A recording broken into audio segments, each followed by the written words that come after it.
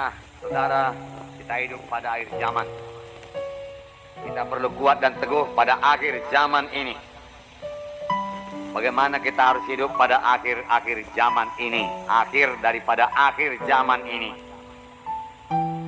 di mana dunia sudah dipenuhkan dengan dosa, penuh dengan stres, saudaraku, penuh dengan pertengkaran, penuh dengan kepalsuan. Kita banyak mendengar hal-hal tersebut di TV, di radio, di koran-koran, majalah-majalah, mass media, saudaraku. Kita bisa mengambil kesimpulan beritanya, berita yang negatif, yang menakutkan, yang suram, berita kejahatan, berita kekejaman, dan lain sebagainya, saudara. Bagaimanakah kita menanggapinya sebagai anak-anak Tuhan? Berita itu betul, saudaraku. Tidak 100%, barangkali 80%. Jadi kalau memang dia menceritakan mengenai pembunuhan, kekejaman, memang itu terjadi, saudaraku. Nah, apakah itu menakutkan kita, saudaraku?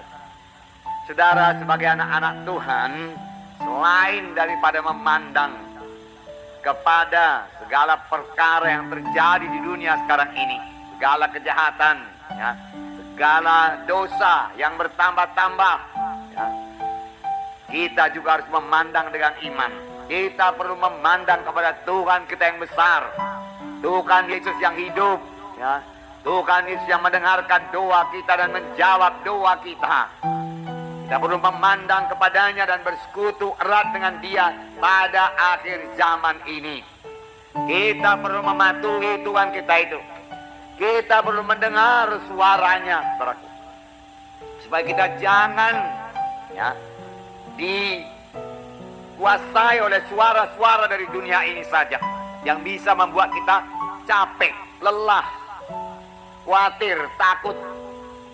Lalu kita mulai merasa, kalau keadaan sudah begini nggak mungkinlah kita mengerjakan pekerjaan Tuhan lagi. Itulah maksud si setan. Dalam beberapa minggu ini kita mendengarkan firman Tuhan bahwa setan memberikan kekhawatiran, ketakutan, kelelahan, pikiran-pikiran negatif kepada kita, supaya kita mulai menyerah. Nggak bisa lagi saya mengerjakan pekerjaan Tuhan, nggak bisa lagi aku melayani. Nah, itu pikiran daripada setan, strategi setan. Tapi saya juga sudah mengatakan kepada saudara bahwasanya setan tidak berhak atas pikiran saya, setan tidak berhak atas pikiran saudara. Bukan dia mengendalikan pikiran kita. Dia memang bisa menguasai pikiran kita sepanjang kita mengizinkannya. Kita terima buah pikirannya, kita terima suggestion-nya, sarannya, ya, kita terima sarannya, kita okekan, ya. Lalu saudaraku, dari situ dia bisa membuat kita khawatir, takut, tidak berani bergerak, tidak berani menginjil. Tapi kita harus melihat kepada besarnya Tuhan kita itu, hebatnya Tuhan kita itu, dekatnya itu kepada kita, setianya kepada kita. Dia tidak pernah meninggalkan kita, tidak pernah membiarkan kita. Kita harus memandang kepadanya. Jadi kita lihat dari segi iman, segi firman Tuhan, dengan memandang kepada kebesaran Tuhan. Kita lihat dari segi rohani. Kita percaya penuh bahwasanya bukan setan yang mengendalikan dunia ini. Amin. Ya, Tuhan Yesus yang mengendalikan dunia ini. Tuhan Yesus yang membangun sidangnya di dunia ini. Dan Tuhan Yesus berkata, pintu alam maut tidak bisa mengalahkannya.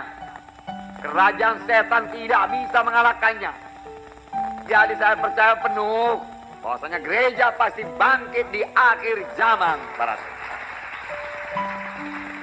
Bertambah jaya di akhir zaman, bertambah besar, bertambah suci, ya, bertambah dewasa di akhir zaman ini, bertambah-tambah mengerti, menyambut maksud dan menyambut kehendak Tuhan, bertambah-tambah penuh dengan Roh Kudus di akhir zaman, sehingga dia bertambah-tambah mampu mengerjakan pekerjaan Tuhan, bertambah-tambah mengerti mengerjakan pekerjaan Tuhan di akhir zaman ini. Itu berarti saudara dan saya harus bertumbuh. Amin, saudara. Nah, Maurice Cerullo pernah berkata, don't look to the bigness of your problem, look to the bigness of your God. Beri tepuk tangan. Haleluya. Kapan problem, persoalan mulai datang, nampaknya hebat, nampaknya besar. Lihat Tuhan yang jauh lebih besar daripada persoalan saudara. Kapan orang-orang yang punya kuasa di dunia ini, saudaraku, mulai menghalangi pekerjaan Tuhan, pandang kepada Tuhan yang jauh lebih berkuasa daripadanya. Saudara, sebelum Tuhan Yesus naik ke sorga, dia mengucapkan satu perkataan yang sudah biasa saudara dengar. Tapi pada hari ini Roh Kudus menghidupkannya kepada saudara. Di mana Tuhan Yesus berkata, segala kuasa. Bukan sebahagian kuasa.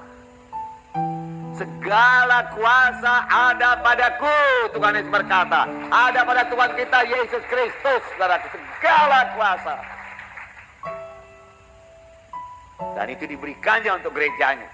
Untuk kepentingan gerejanya. Gerejanya yang memandang kepadanya. Yang beriman kepadanya, saudara. Tidak bisa dikalahkan, saudara. Luar biasa menjadi anak-anak Tuhan. Segala kuasa.